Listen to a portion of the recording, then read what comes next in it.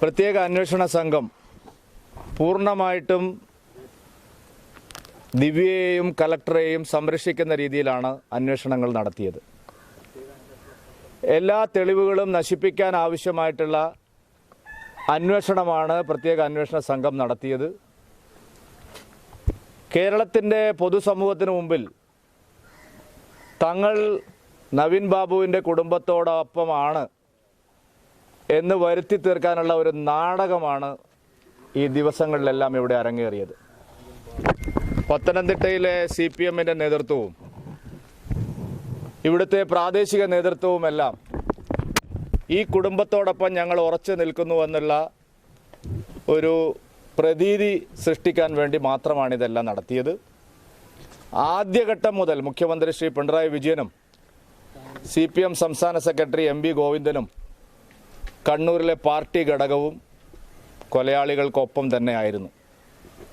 PP ദിവ്യയോടും അവരെ അനുകൂലിക്കുന്നവരോടൊപ്പവും നിൽക്കുന്ന സമീപനമാണ് ആദ്യഘട്ടം മുതൽ അവർ സ്വീകരിച്ചത്.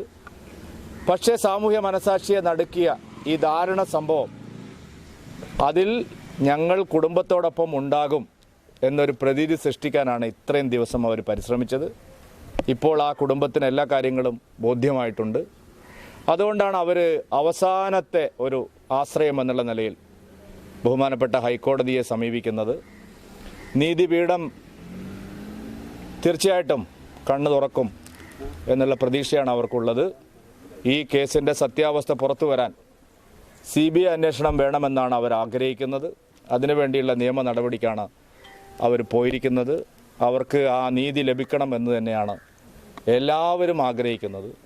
അതുകൊണ്ട് ഈ ഒരു പ്രത്യേക സാഹചര്യത്തിൽ ഇത്രയും കാലം അവരെ വഞ്ചിച്ച സർക്കാരും മുഖ്യമന്ത്രിയും CPMും എല്ലാം നടത്തിയ കള്ളക്കളികൾ അവർക്ക് ബോധ്യമായതുകൊണ്ടാണ് ഞങ്ങൾ വീണ്ടും അവരെ വന്ന് കണ്ടത്.